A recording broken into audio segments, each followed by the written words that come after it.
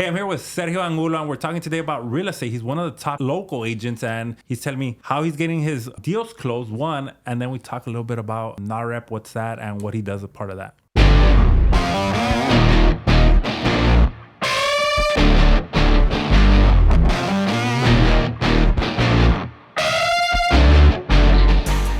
Okay, is it because you think that the rates are the news is saying that the rates are going down, then social media says it, then it goes out so quickly, and then everybody knows, and it's like, oh my god. Yeah, I totally think it's that. I mean, I think the rates are really moving the market, but I think it's also just people want to get back to being seasonal about things, right?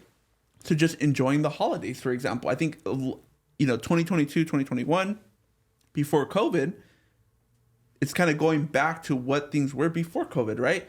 During COVID, people were stuck at home. The best thing they can do is call their realtor and tell them, I want to go view a house, because they weren't spending time with their family for Christmas. They weren't going out of town. I live in the arts district, okay? And it was insane. Like this year, December, right after like Thanksgiving, all of December pretty much, it was a ghost town. People were out of town. Really? 2022, 2021, it wasn't like that. People stayed in still. People weren't flying as much. And so I think this year you just saw kind of a return to the norms. And so I think going into the summer, if we're just predicting what's going to happen with the market, I think as rates keep going down and they hit somewhere in the mid fives, I think you'll see mortgage applications start going up again. And leading into about March, you'll see the market really start catching fire, and it's going to be a great summer. As long as rates keep holding at around somewhere under 5.5, into next year. So, I mean, I think it's an interesting time to be in real estate for sure. So you say you see everybody's production. You're aware of what everybody's transacting, not transacting, right? Okay. What makes a lead, bro, into an actual customer? Because I feel like a lot of people just in sales in general struggle with that. How are you able to? Rumor around the campfire says your production's high. Oh, or up there. So I hope so. So how is it you're able to get these leads and convert them to an actual close? Give me that and what most realtors miss. So 3 things, right? When you get a lead, right? A lead's a lead. A lead is just a data point, really, right? What do you consider a lead? A name and a number. That's what I consider a lead, right? A name and a number, right? Because ultimately, the goal is to just have a meaningful conversation with that person, connect with them at some level, right? Find out what type of relationship they want to have with the person that's going to sell them, maybe the most important thing of their life, right? And once you make that connection with them, it's an unbreakable bond that you can have with someone, right? And that's why I've always leaned into like the retail side of real estate, because I like leveraging those relationships, right? Unlike investors, at the end of the day, it's just it's a business transaction, right? There's no relationship really, right? Mm-hmm. It's like you have the deal, let's make the deal happen. Boom, the numbers work. But over here on the retail side, you get this lead, the data point comes in, you try to have a meaningful conversation with them, either through, automations or phone calls or emails, whatever it may be. Then you convert them. And that's why I think a lot of agents fail. The conversion, people want to work with people that they like and love, right? Mm-hmm. People that they can consider a friend. Right. And I think a lot of agents fail to convert clients and in a way convert them into becoming, their friend. And then being able to close them, right? I think that's ultimately what it really takes, right? From getting a lead and converting them into a closed deal. You know what I see with agents, bro? It's always like not the ones that do good, but the ones that are kind of like, mm-hmm. It's always me. Always trying to get from you, and it's like, dude, what value do you bring first to me? And I'm telling you, on my position, where we're at with real estate, with construction, with the social media, it's like, hey, I need this, hey, I need that. I'm like, yeah, but who are you, bro? Like, you act like I'm not busy. Yeah. And it's like, You came with a helping hand. You say, hey, I want to introduce you to my cousin and all that stuff, right? And we met and we talked and we just chopped it up for something. Oh, this is a cool dude, you know? And I feel like most agents don't do that. Well, I think most agents, I think it all comes down to expectations, right? I mean, most agents expect that they have the employee mindset, right? I'm going to work, do this, and then I want something back, right? That's not a business, you know? It's like, I think Gary Vee says it, right? It's like give, right? I think, what is it? Jab, hook, right? Something like that. I don't know what to say. Jab, right hook. Yeah, jab, right hook, right? It's like give, and then maybe if you see the potential, ask, right? We have leads in our database that we've done 130 tasks for them. And nothing yet. And nothing. Yep. They haven't wanted to get pre-qualified. They do not want to meet me in person. They don't even want to jump on a Google Meets call. But the only thing I look at is, I know if I continue generating these tasks and having some type of conversation with them, some type of, oh, I sent you this property. What did you think about it? Did you like it? Oh, you have another realtor? Don't worry. I'm not going to make you commit to me. Just have another option, right? I'm give. Hey, look, I found this other property. Hey, look, I found this other property. I'm giving. What do you think about this one? Oh, you should look out for this. Oh, maybe you can do this. This is my advice to you. You know, I'm doing an ADU, and you know, maybe you should consider this option. You know what I mean? It's like you have to have zero expectations, because in sales, people want to work with friends. They do not want to work with someone that's going to want something in return right away. And that's 99% of the agents are like that. And it's hard. And I'm not Mother Teresa, right? Like, You're trying to make money. I need to feed my family, right? Yeah. Like, it's hard to not have expectations when you're hurting, right? When your bank account's at zero, when you can't afford to, go buy groceries, right? It's hard to have zero expectations. But I think really what makes a great salesperson, what makes a great agent, is someone that can, get across to a potential client that they're looking out for their real best interest. And, I tell clients more than any other agent that I know, multiple times a week when I'm talking to people, hey, I think you shouldn't buy a house.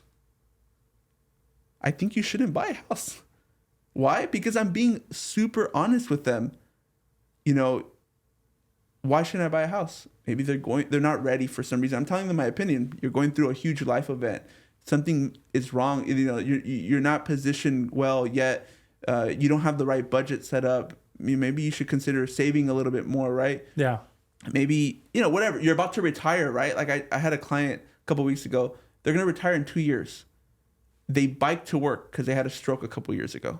They bike to work. They live in Huntington Park, and they bike 2 miles to work. So they need to purchase a house. They have $300,000 saved. They need to purchase a house 2 miles from their warehouse where they work at. Yeah. And I told them, look, you buy a house right now, and in 2 years, most likely you're going to want to retire somewhere outside of Huntington Park, right? Mm-hmm. A lot of their family's in Pomona. So maybe you're going to want to retire out Pomona, Montclair, right, somewhere over there. Why are you going to buy this house, go into this investment, which can really fluctuate in terms of what's happening in the market? We don't know what's going to happen in the next 2 years. It's a very high risk. Next year, bro. Yeah, this year. This year. What's going to happen this year? Yeah. Who knows, right? Who knows what that, when COVID happened, I purchased my first property, a duplex in Montebello, 3 months before COVID happened. And then COVID hit, and I was freaking out. I thought the world was going to end. And look what happened, right? So my point is, this client, like... Best investment ever. Yeah, best investment ever, literally.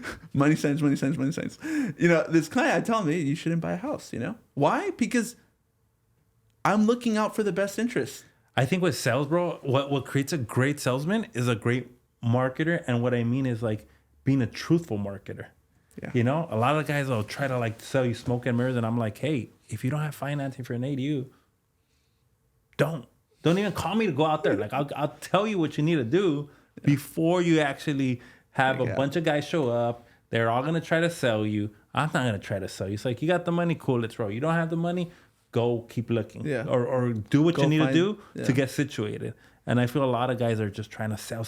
And you can see the greed coming out of the side of their neck, bro, because they're just trying to get that next kill. Yeah. And I'm like, that it doesn't work today, bro. It doesn't work, especially with how fast, with something you said, how fast information travels. You know? And what ultimately pushes that greed? Lack of money. Liabilities, right? What pushes lack of money? Liabilities, right? If you have way too many liabilities, you have that new Tesla, you have, you know, that house that you can't afford, you know, you go and spend $500 on dinners, you know, 3 times a week, right? What is pushing that? Why are you talking about realtors like that? Because I know my people, man. I know my people. So you're in charge of or something associated with NAREP. Yeah, I'm. Do you talk to people when you guys have events like, hey, don't do this, dummies? Or do you not? I don't know if I say don't do this, dummies. I mean, I try to speak the truth. I try to lean more into with NAREP. You know, it's a National Association of Hispanic Real Estate Professionals. I'm on the board of the Los Angeles chapter, and you know, vice president last year, and I'm just, you know, involved in the community, mainly focused to helping realtors survive in this crazy time that it is to be a real estate agent, which is only going to get crazier. And, you know, really, so that's kind of who our audience is. It's not really, you know, buyers and stuff like that, but it's real estate professionals. And yeah, I try to be as honest as possible. You know, I told people that stat that I have. It's like, you know, I did like 2.5 times activity in my CRM, you know, compared to 2022, and I made the same amount of money. What did you do? So if somebody would have stuck to the same activity level, Most people did. and they would have made way less money. Most people actually did less activity. Why? Because it got harder. So they got scared and they got kind of like closed off from everything. You know, to do more activity, it's not just, I'm going to do more activity, right? What are all the issues that come with it? You know, right? It's like now you're looking at staffing issues, potential, like taking on appointments, right? Like how are you going to manage all those conversations? Like how are you going to now your lenders and your affiliates are being overwhelmed, right? Like how are you going to manage that? Like all of that kind of comes into it. And I think a lot of realtors, when they get confronted with change, you know, nobody likes change, right? When they get confronted with change, they run away, they hide, and they get scared, and they do less. And so that's why you're seeing people that were doing, you know, 125, 150,000 2022 did 20,000 in 2023. 20,000 what? Dollars? Dollars, yeah. The average realtor, I think, transacts like 0.8 transactions a year, right? The only 30% of the realtors do, you know, the entire production, right? Most realtors sell one house a year. That's nuts, bro. How can you survive? Dude, you're better off working at McDonald's. No offense, anybody that works at McDonald's, but you're better off working a minimum wage job. It's $20 an hour now. Dude, 20. That cabrón, I might. Huh? It's more? More? Hijo de su madre. Yeah, you know what I mean? It's like you're better off just working a job, right, at that point. And so I think a lot of realtors need to look at their business like a business, like you look at your business as a business, right? You're not just, I'm just a builder. I just built houses, right? You're a business. Like you're marketing, you have sales, you have everything. You have, you know, your entire team, right? Yeah. Realtors I don't think see it like we're that. all in the same business. We just serve different things. Different things. So it's like, Business is business. if I would switch it to being a realtor, I think I'd be the same way, bro. Create content, actually give people value. Hey, this is what most realtors won't tell you, but I'll tell you this. Yeah. Why? Because I'm not afraid. Because if you don't come with me, because I'm telling you this one thing, that's cool. At least you learn something. That's the way I see it. And that's the way I see it in construction. I'm always leading from the front, telling people what most contractors don't want to tell the people. Like in the framing stage, for example, like don't pay out your contractor like tons of money, because that's just the beginning. You still got all this work behind it. And a lot of people get excited. Oh my God, the frame's up. Yes. Yeah. And then that's when they get taken for a ride, bro. Yeah. Because there's still a bunch of money that needs to be spent to finish the job, right? So And if you've never done it before, or you've never been on the side of a customer building something, that's when you run into problems. Same thing for you. If somebody's never bought a house before and they get a sleazy realtor, damn, I wonder why I can't buy a house. Well, because your realtor is probably doing some shady shit. Yeah. Or not working for you, right? Not working it's for lazy. you. And just wanting to collect that commission. Yeah. You know, there's a big push in the industry right now, in the real estate industry, for realtors to sign buyer agent contracts. Right. Right. So I've been against that since the beginning, because at the end of the day, why do we need a contract? Right? Like, I'm looking out for your best interest. Is your best interest really to work only with me? No. Yeah. Right? Like, what if the property that you're looking for, you're going to have to go direct to the listing agent? What if that's the case? Yeah. Right? I mean, if that's the case, then I want you to do what's best for you. So go to the listing agent. How can I be involved in that transaction with you still? Maybe I can support you somehow. Maybe I could recommend something for you. Maybe I can be your friend and look out for you, and maybe be there and I don't get paid anything. I'll just still be part of the transaction. Yeah. Why am I doing that? Simple, because you're creating a rapport for future customers. A relationship. Yep. Right? Yep. Because I care more about the relationship than I care about the transaction. Then I care about the money, the check, the commission check, right? I care more about the relationship than the commission check. Next time Maria, that you helped for free, says, her friend Joanna says, hey, I want to buy a house. Oh, well, use this guy. You know what? He didn't even charge me. Like, he helped me so much and I feel indebted to him. Use this guy. That's what really goes on in the head. Humans remember 3 things in life. 3 things. 1, when someone they love, died, right? Number 2, when their first child was probably born. And number 3, when they bought their first house. Those are the 3 events in life that people remember. I got all 3, yeah. And you got all 3, man. You've experienced all 3, right? And you remember those moments like if it was yesterday, right? My goal is just to be involved when people purchase their first piece of real estate, because I believe in real estate so much as a path to wealth. I want to be involved in that process at any capacity. The clients that I've helped, man, that I help for free, or I remember during COVID, man, it was like impossible. I had a client that we submitted 120 offers before we got their offer accepted. Damn. At a mid-price point house, FHA buyer.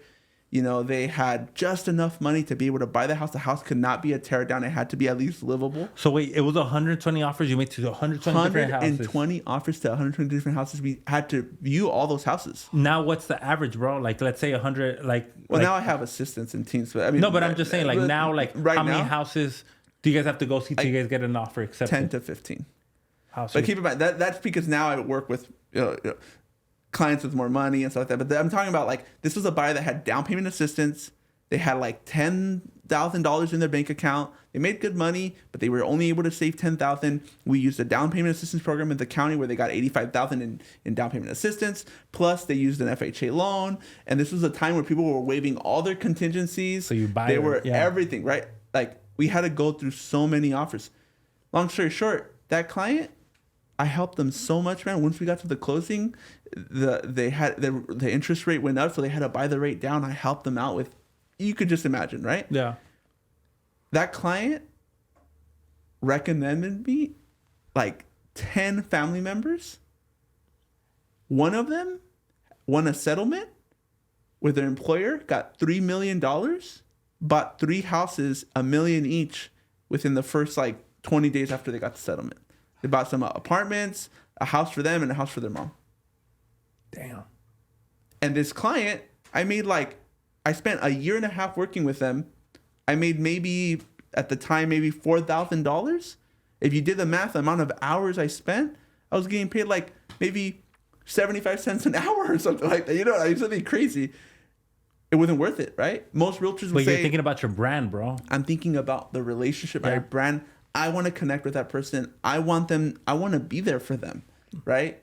And so, obviously there's still a P&L that needs to be managed every year and all that stuff, and we're not, like I said, Mother Teresa, but I think sales comes down to just that. If you care about somebody, people will see it. It doesn't matter if 100 other realtors come and try to, offer their services. They're committed to you. I have people now that will... They call me even for financial decisions, bro. Hey, I'm thinking of doing this with my money and I'm going to move it here. What do you think? That type of relationship you want to have with people. And so I think, that's why I love what I do ultimately. because it allows me to have those types. What did you do before this? I was so in about 10 years ago, I graduated college, business degree in business management, and I kind of had the decision to make where like I graduated. My dad was like, "Okay, you graduated. Time to time to make it happen." You know, it's like you just spent like $100,000 on your college tuition, right? Yeah. And so I ended up I had to decide if I was going to go corporate world. I had applied at a couple places. I got accepted by a large company to work with them, good salary. And my dad was like, okay, you could either go that direction or, I'll buy a house for you and you could try flipping it. So that was my first time that I ever tried flipping a house, and I did a horrible job. I made pretty much every mistake that you can imagine. Yeah. I overbuilt the property. It was a house in Linwood off of Agnes. I don't know if you're familiar with the area, but very familiar. It was like this 2-bedroom, 1-bath house on like a double lot pretty much.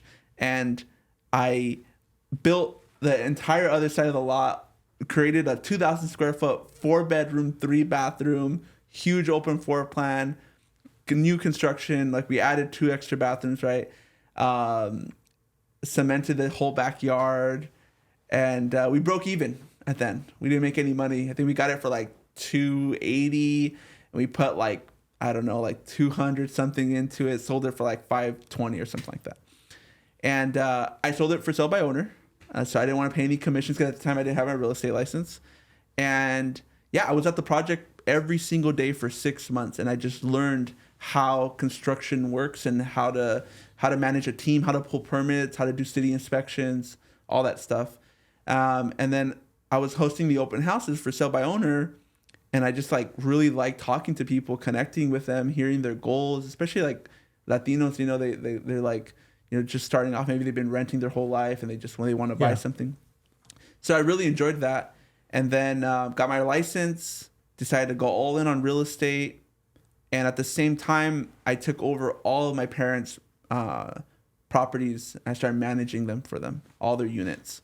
Implemented a whole system where tenants could pay online. We had like online maintenance requests. We automated everything. And we were able to raise rents, and we pretty much doubled their rental income in 3 years on their portfolio. So it was a huge jump. They were able to leverage that and buy more properties, and then from there just went into real estate. So yeah, a mix of college, flipping a house, a bunch of property management, and then finally found real estate. What was the hardest part of the property management? Well, one, that it was a family business. That's probably the hardest part. But I think that the hardest. So your dad was like balling, bro. My dad was. He's a baller-ish person. Yeah, I guess so. He's bald like me too. No, but he's a good guy. What did he do for work? He's a good guy. He was in the jewelry industry. Okay. My dad came to the U.S. He tried, jumping the border like from Mexico, like I think it was like 12 times before he was able to make it. He jumped the border, finally made it, and he was in San Diego. He like slept like in a dumpster the first night that he got here because his family hadn't come down from LA to pick him up, and he had like only like $20 in his pocket. And finally, they picked him up, took him to LA, and he started sweeping in a jewelry store at like 16. And he was working out of this jewelry store, and then he went to working at like a jewelry manufacturer kind of with his brother. And little by little, he started just kind of building his business and started practicing jewelry, making jewelry, and just fully dedicated, work 7 days a week from like 7 a.m. to 10 p.m. every single day. And from there, he really focused on technology and how he could automate like real estate production using back in the day CNC machines. I don't know if you. Okay. Yeah. So. What is that? They're like essentially machines that can create molds for jewelry. So back in the day, jewelry was all made like in the 80s, 90s. It was all just made like by hand, like across the board. Got it. Nothing was like automated or manufactured like at a mass scale. So he started doing that and really kind of dove deep into that world. And from there, he just saved all his money, and every year he would try to buy a property. And so one of his best deals that he bought was 12 units for like $300,000 in Cudahy. And all 1 bedroom, 1 baths. When they purchased them, the units were filled like a foot of dirt, legit mud, dirt, on all the bottom units. They were all vacant, and the top units were ran by a gang that was paying one of the main gang members. All the units were paying that gang member rent, and then that gang member would give to the landowner, landlord. Here's your cut. Yeah, here's your cut.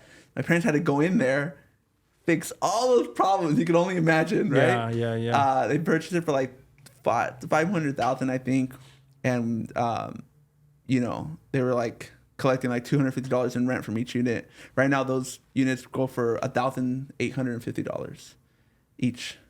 And you could just imagine, like, your dad wants to sell her financials or what? You could just imagine the wealth that's created, right, for a family. So, they own like a lot of the properties in Downey, a lot in not a lot in Downey, but mainly like Southeast Los Angeles, kind of. That's where they focus their portfolio on. And so it came from the jewelry world, went into real estate. He retired at 46. Good for him. Yeah, man. Lives the life. Goes fishing like every month on he owns a huge commercial tuna fishing boat now. Just like things for fun, owns like a ranch in Zacatecas, has cattle, and just does his thing. Rides horses. Awesome, dude. Yeah.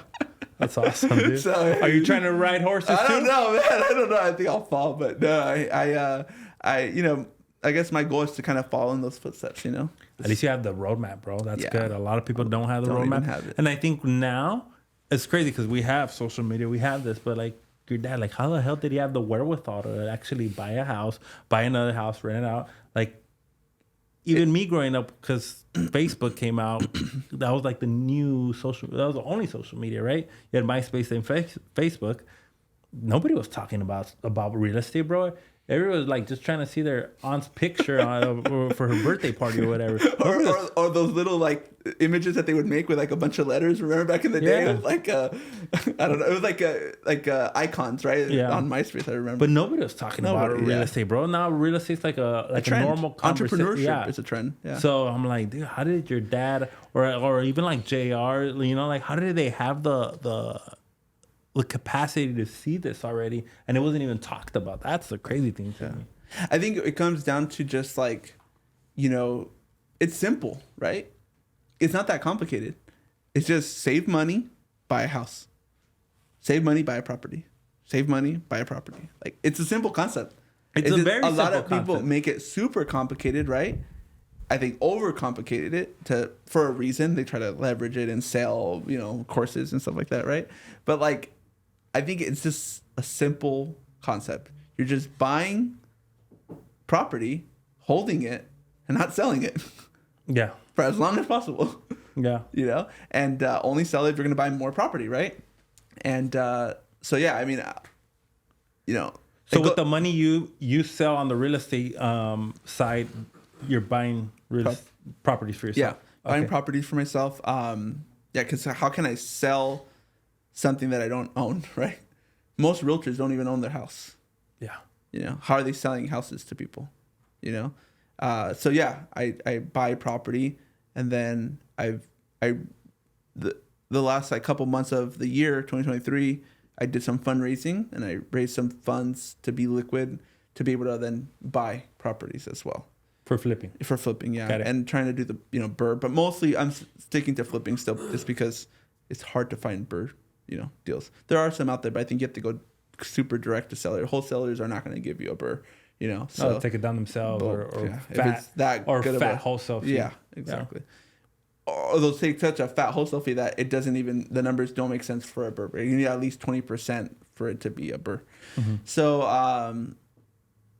So yeah, I mean that's kind of where I'm at right now. It's just trying to you know, get out of the production side of real estate, work with people that I like to work with, clients that I want to work with, that I look forward to meeting, to the point where, like, if I go meet with them and I set up an appointment, I meet them and they don't do anything, I'm still happy because I got to see them and I like them, right? And then just focus on, you know, flipping and, buying property. Cool, That's the goal. I do have a question for you that I did right. Why are you a part of NAREP? Like, what's so important to you about being part of that? It's so funny. I got that question asked yesterday. Well, I think it's important to be part of, like, a community, right? Mm-hmm. And I think that, you know, me, like, I didn't have that for a long time. Like, I felt like I wasn't part of a community, right? And so I think humans just naturally want to be part of something kind of bigger than themselves. And for me, I did some, like, kind of hard thinking, like, oh, should I join, like, a nonprofit that's part of, like, something, you know, some type of, you know, environmental issue or something, right? And I really found it like, oh, it's going to be hard because I don't have a lot of time. I work like crazy every single day. So I thought about, like, well, maybe it should be in, like, kind of my world of real estate, and I'm Latino, you know, so I was, you know, why not be part of, you know, a trade group that is, you know, in the industry that I'm in and align kind of with my background, right? What's the outcome of it? Like, what's the outcome? Not necessarily yours, but the whole thing, the whole NAREP. So their mission is to promote home ownership in the Hispanic community, and with the belief that home ownership is a path to wealth, right? And so the main goal of NAREP is to be an advocate for Hispanics in the U.S. or Latinos in the U.S. to promote home ownership, right? By bringing real estate professionals together, you know, lenders and everyone that's involved. So in if you're not Hispanic, industry. You can't join it? Oh, we have one of my best friends, Madison, is part of NAREP, and she's Italian. You know, her background's Italian, and we have. That's where I have a bone to pick with all these Latino stuff, bro. Yeah, okay, go for it, bro. I have a comeback here. Go for it. Go. Here's my thing. Okay, you're Latino. If you were white, I would still work with you if you're a good person. Okay. Why is there so much that we all focus on, the whole Latino, we're trying to help each other out? No, how about you just help out people and be a good person? That's my take on everything of the Latino community. I'm like, dude, I just like taking care of people. Yeah. Period. If you're not a dick. Yeah. I like that last part. I agree with you. I agree 100%. Mm-hmm. I think that... I just had this conversation with JR yesterday. Yeah. Like, why can't it just be like, we're helping people, right? Yeah. I think NAREP, if we're just talking about NAREP, right? Yeah. Like, NAREP is just helping people. You don't have to be Latino, right? But I think Latinos in the U.S. have different experiences from white people that are real estate agents in the U.S. Do you agree? How so? Well, there's different experiences. We have different challenges that we have to go through and different benefits that we go through as well, right? Like what? Give me an example. I mean, like my accent, right? For example. I got the same one. Yeah, you got the same one. I mean, when I'm cold calling, that affects what markets I'm going to cold call, right? And that decision has some impact on me, right? Right? I mean, like, ultimately, we are...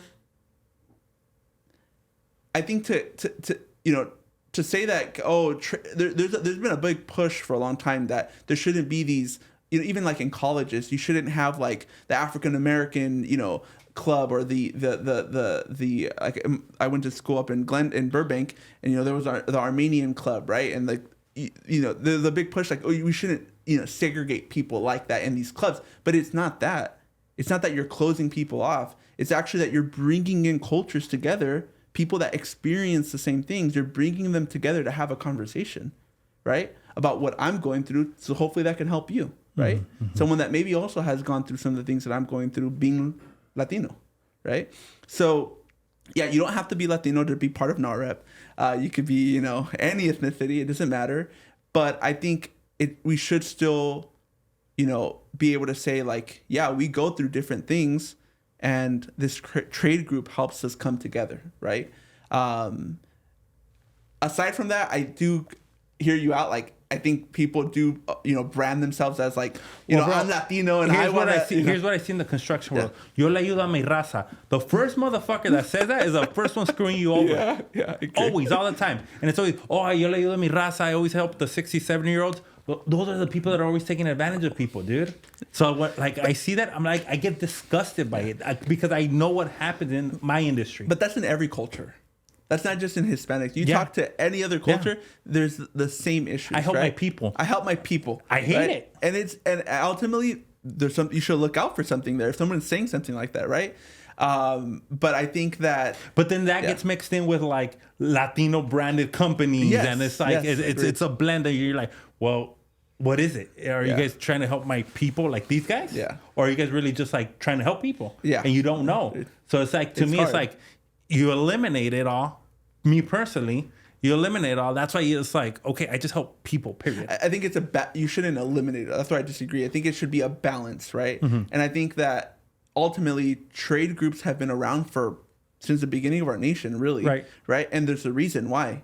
I mean, there's an important part to an organization of like-minded people that have experienced the same life events coming together and having a conversation. I don't think that should go away. What I do think should go away is totally somebody branding themselves as soy Latino and I help my yo estoy con mi raza, no? It's like that is something that, and then you go and screw your raza over. Like, that's not cool, right? And I think that's different from having an organization that is bringing people together ultimately.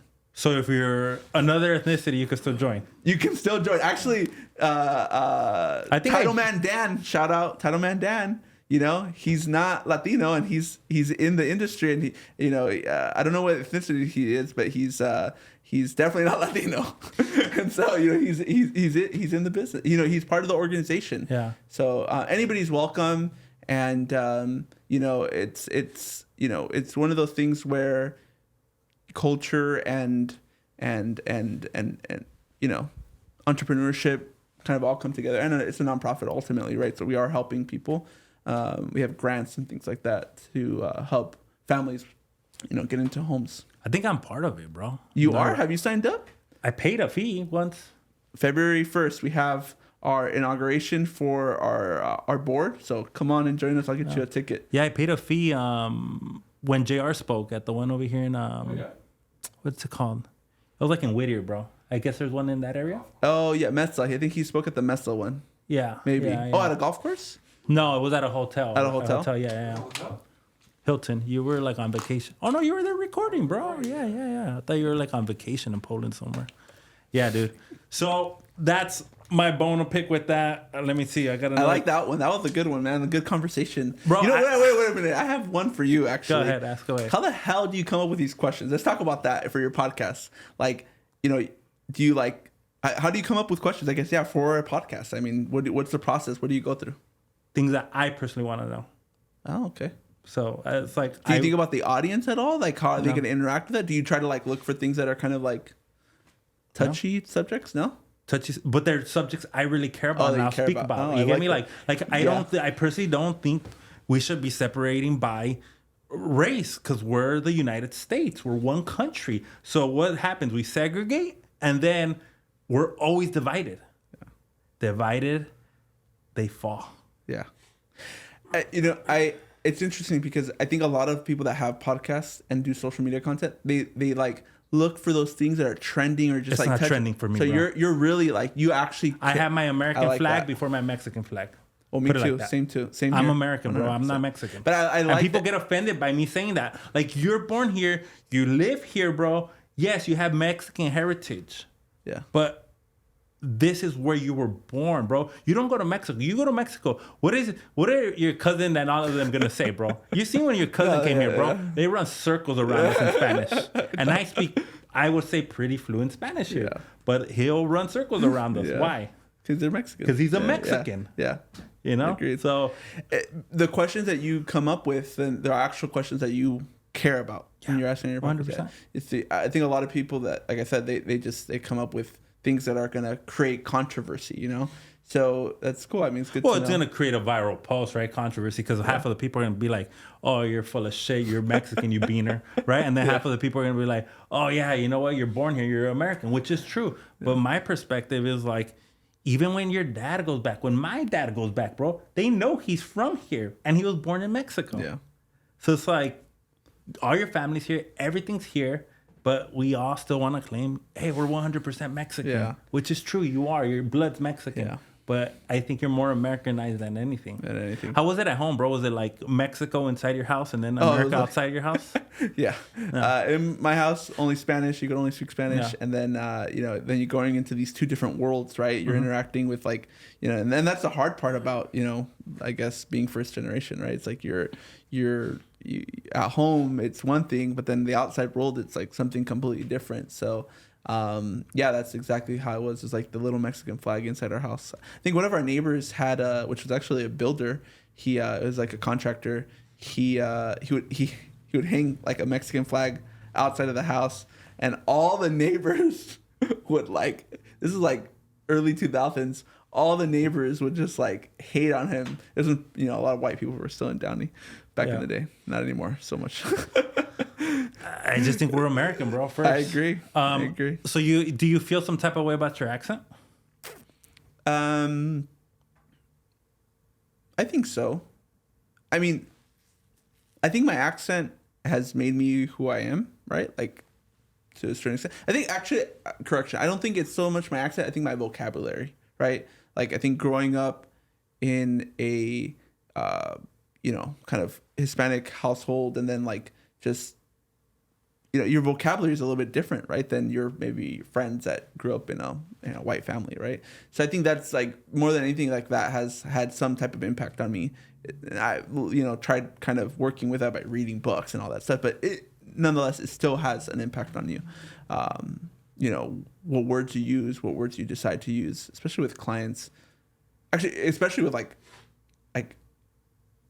for me, I've always had a hard time with clients that are like professionals, because I've never looked at myself like a professional. But like, I've had a couple clients where like it's like, oh, a tech executive and like a professor at a university or a doctor or something like that, a lawyer. Those for me are the ones that give like the clients that still even to this day give me some anxiety when I show up for that first appointment, and yeah, I mean, when I first started, I would get anxiety from showing up to any appointment, right? Because I was just starting. I was like, what if I don't know what I'm talking about? But now to this day, I still get some anxiety from, meeting a new client that's like an executive of some company, because I know to a certain extent that, there's going to be some judging, right? In terms of what words I use in my vocabulary. And I need to make sure that I'm, meeting that standard, that expectation that they might have of someone that they're going to work with to help them buy a house, where this person can't even put words together, right? It's like, we're going to have a problem. So, yeah. Okay. So that's cool, bro. Yeah, man. So I do have another question for you. Right? Another one? Hell yeah, bro. I'm gonna start charging you, man. I'm gonna start billing you. Te mando la invoice. How do you keep selling homes in this market? It's a good question. Or buying homes, or like for your buyers and your sellers, right? In this specific market, or for yourself. I know you're buying houses for yourself. I'm gonna answer the first one, because I think the first one's more like, I think people are gonna agents will be able to resonate with it a little bit more. So, how do I keep selling homes in this market? I think most people will tell you, oh, just by putting in the work, right? But like, what the fuck does that mean? Right? What's the work? Yeah. Yeah. What is the work? And I think the work really is two things. One is lead flow, right? If you want to survive in this market, you need to, like we said, do 2.5 times what you did the previous year to do about the same amount of, right? Same amount of production. Well, that also involves, to be able to have more conversations and do more activity, you need to have more lead flow. Or you need to generate more leads. So I think that was one thing, generating more leads, but trying to keep my budget the same as 2022. I had to get creative and find new sources for leads. So that would be number one. That's the way I'm surviving, generating more leads. And number two is having faith, right? That the work I put in will give me a return. It might not be clear how that's going to happen up front, right? There's some times where I think like, oh, this client's going to turn into a commission check. I got this one locked in. This one's ready to go. And that's the one that does it. And that's the one that doesn't do anything, right? I agree. And then sometimes then you just like, suddenly your pipeline gets filled because, all of these like person that you talked to 3 years ago recommended you to this other person that had to buy all cash and had just gotten an inheritance and bam, right? Like it's having faith that your work will take care of you because you're taking care of your work. Right. Which ultimately means that you're taking care of your people. Right. And your people being, the people that, like, love, and want to work with you. Your right? leads. Your leads. Yeah. Your community. So I think ultimately it's those two big things. Generate a bunch of leads and have a bunch of faith. How do you generate leads? I think the question is less important. How do you generate leads? But it's how do you manage leads? I think that's the more important question because it's very simple. Go on Google and you could type in how to generate real estate leads and you'll get a list of like 10 things that all work very well. And I could tell them to you, but I think ultimately it's a mixture of online marketing, cold calling, leveraging virtual assistants for that, text message blasting, email drops, voicemail drops, mailers, follow-up, handwritten notes. And that's the next part, right? All of that is the lead generation. Having a system to do all the follow-up and managing the madness, right? I don't know if you know David Halpern. He's like a real estate coach. He's my coach. David used to be the CEO of Crescent Jewelers, a large jewelry company. He talks about flooding the funnel, right? So you do all this lead generation, flood that fucking funnel, right? And then at the bottom of the funnel, you need to manage the madness, manage all the conversations, manage all the follow-up, manage all the expectations, right? Manage the conversions, manage the closings. That is, I think, the more important part because Then lead flow, because you could just go create a couple Facebook ads, put a budget, hit start to the Facebook ads, and you'll start generating leads. It's not hard, people, right? It's not hard, right? That's the easy part. The hard part is how are you going to actually convert those and how are you going to manage all that craziness? And I think that's where, every business has a, client relations management software, CRM. I'm sure you have a CRM, right? Yeah. Like if you don't have, even if your CRM is a damn spreadsheet or your contacts on your phone, you have some type of CRM that's working. Yeah. And ultimately, I think that's really where the focus needs to happen. And it's where the focus for a lot of real estate agents and a lot of business people, we don't focus on that because that's, for a lot of people, that's like the boring part. It's better to make a little video. Yeah, it's better to make a little video. Exactly. Yeah. And say that you're doing production when really, you're not doing jack shit, right? It's like, for me, I'm more of like an introvert. Like I don't like talking to people really. For me, like a night of relaxing is like, have Netflix playing in the background and then I have my laptop and I'm just like, working on my CRM and creating some type of AI bot and connecting it to my CRM for it to like talk to each other and, see how I can like do automated text messages to create a relationship with people. Like that for me is fun. Yeah. Right. For a lot of people, that's not like fun. People get headaches when they do stuff like that, so, but that's ultimately what you need to do if you're going to convert these damn leads. Right. So does anybody ever confuse you for a white guy, bro? All the fucking time, dude. It happens all the time. Oh. Literally, like, I have one time when I was like 16 years old, right here at the Ralph's up by Gallatin. Este vato no sabe nada. And he's like, claro que sí. Claro que sí, señor. At the Ralph's up by Gallatin and I was like 16 and I had bought something and I put it down and then like the person at the register and the one packing the stuff like said something. I think I was buying tapatio, just like bottles of tapatio sauce.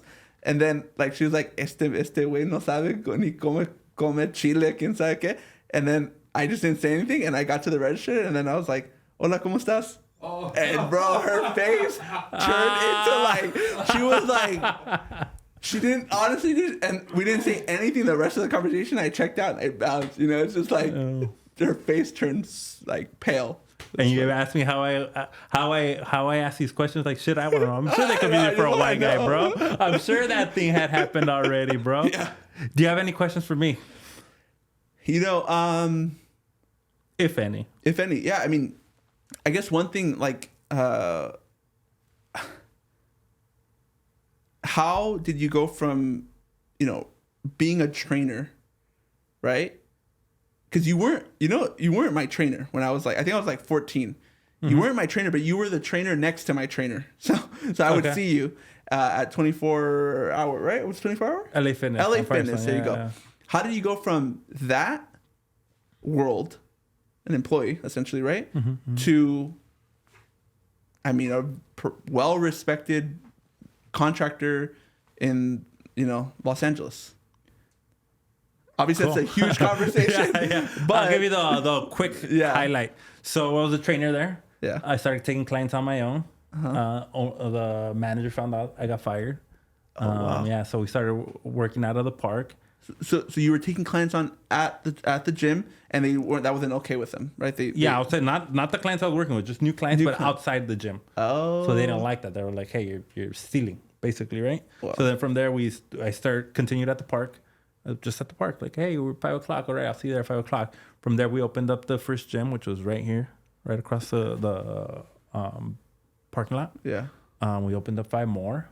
5 more. Yeah. Sold 1. Wow. No, actually sold 3.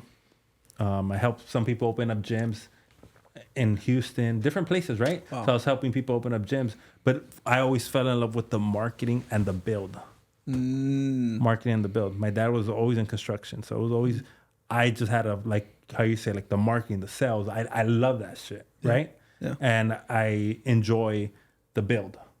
So my most fun parts when I was building out gyms was always having my dad over, always having my brother over, always having the guys over working, right? Like building them out. So that was cool to me. So then naturally through progression, I was like, hey, I need to get rid of that because this makes me happier. I get to be closer to my dad. Yeah. So that's how it went down. And then and that just led we just started buying. We bought the little house, built the ADU. Then our mentor was like, "Hey, who's doing your stuff? We're doing our stuff. Okay, how are you guys with clients? Well, we don't have a like Rolodex of clients. Mm-hmm. Cool, start doing videos. And that's when videos popped off, and that's how you started. Yeah. Right now in your business, what are your marketing channels? Social media, Google. Social media and Google. What type of Google? Are you doing PPC or are you doing SEO? Google? SEO. Just Google SEO onto your website. So I'm always thinking long game, right? On everything. Yeah. Because PPC is like, I got to pay for it. Yeah. Yeah. So I still got to pay for SEO. Yeah. I still got to pay for it. And like people think I'm not. Videos and marketing. Yeah, videos and marketing. Oh, you're not doing Facebook ads. Yeah, but I'm still paying for it. Yeah. So just another route. Production, but, but it's long term. Because once you turn off the ads, you're done. Done. Yeah. This keeps going. The branding keeps going on video. Same thing with Google. Like if I turn off the ads, Google's done. But if we go SEO, drips in. So I prefer the drips than the big rush. The rush. I think I agree. I think when you start like, I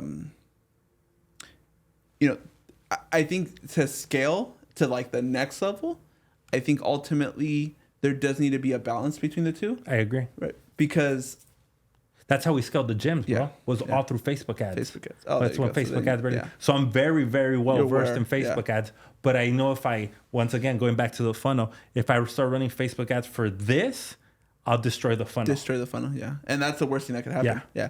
Because ultimately the goal is for you not to be the closer or producer the entire, for the rest of the life of the business. If not, then you're just a glorified employee, right? It's like the goal. Ultimately, well, I think we're always all going to be glorified employees, bro. I think glorified entrepreneurs, right? That's different. But I think ultimately the goal should be that one day you're not the one showing up to the appointment and closing the deal, right? Yeah. That should be the goal for everybody. I do think that with you generating the lead through social media naturally, right? It does create an expectation for the client or the lead for you to show up, right? To a certain level. To a certain level, yeah. And so I think that's why I think like generating online leads, like paying for them, like PPC leads or Facebook ads, you are able to kind of like, okay, differentiate CRM it, and then like this lead goes here, blah, blah, blah, and then what's happening? Are you doing what you need to be doing? Are you responding to people? You know, you're not. Okay, move on, bring in the next person, you know? So there's but I think definitely you can't lean in one side or the other. Yeah. And so you have to have like a balance of them both ultimately. Right? Yeah. I just see it like the guy that mentors me in this, he's worth a lot of money and he's still the face of the company.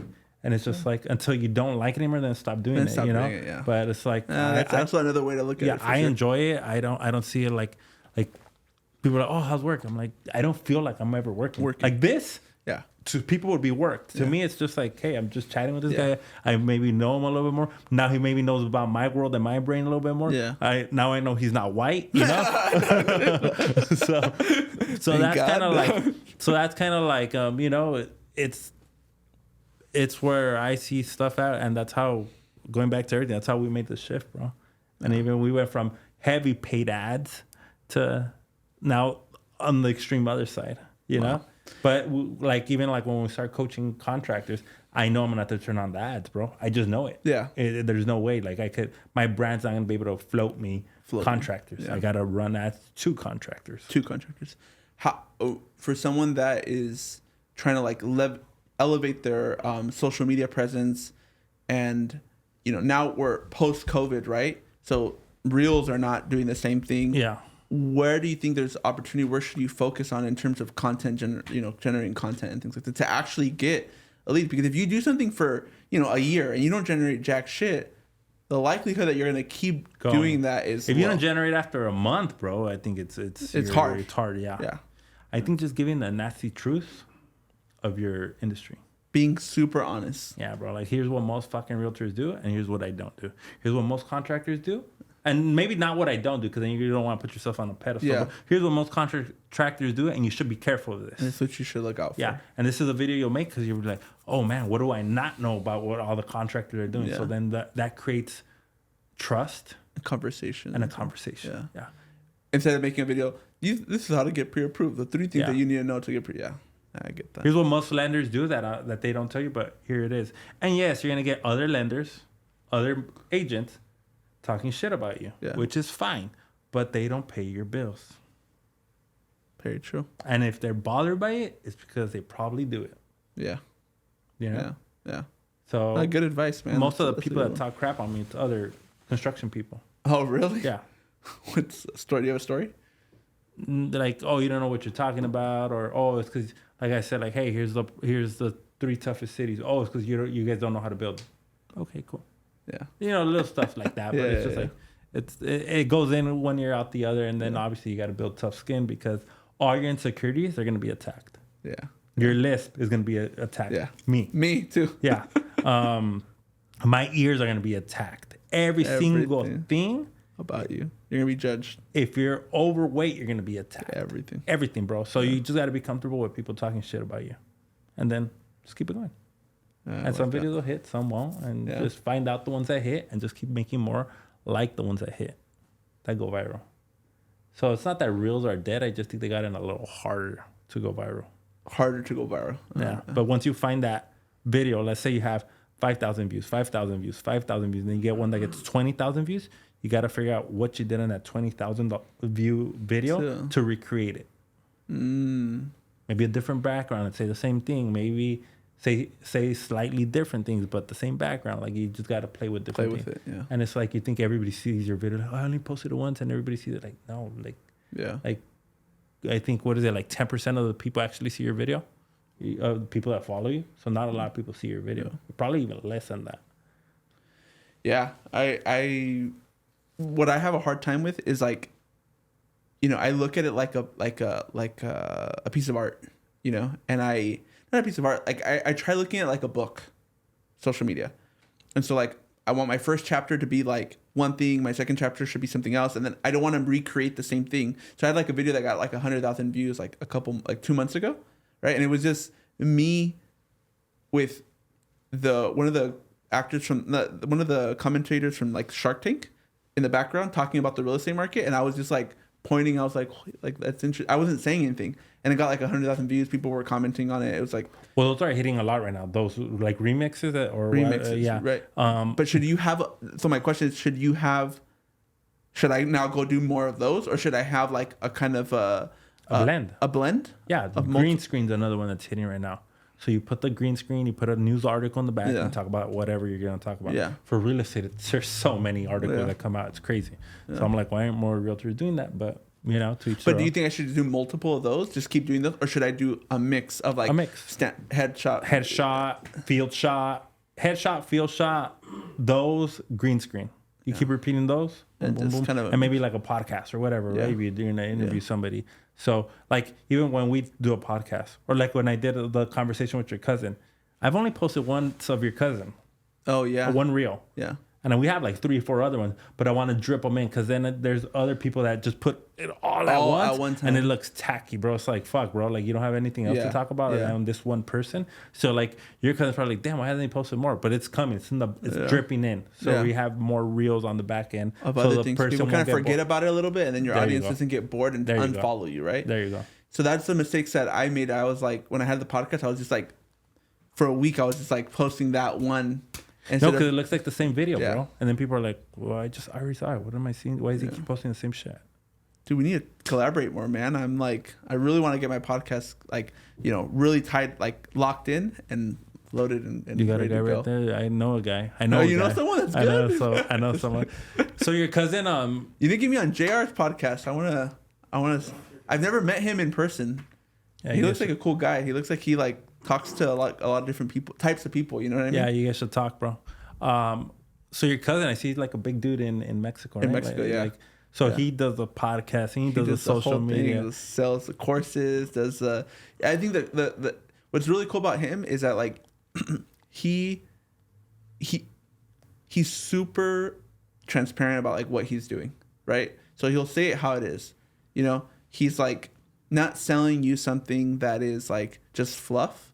He is actual like it's happening right now. He's doing it right now. I thought he was fake, bro. You thought he was a fake person, right? I telling you, bro. I was like this guy, like, because I get a lot of the little blue check marks with 500,000 followers, and they're trying to sell me some shit. I'm like, all right, cool. This guy's fake. And then I think I ignored his first message, and then the second one, I was like, oh, my cousin's in Downey. I was like, oh, okay, this might be a little bit more real. Yeah, because he started naming like, hey, he's in Downey, and I was like, okay, it's not a random, Yeah.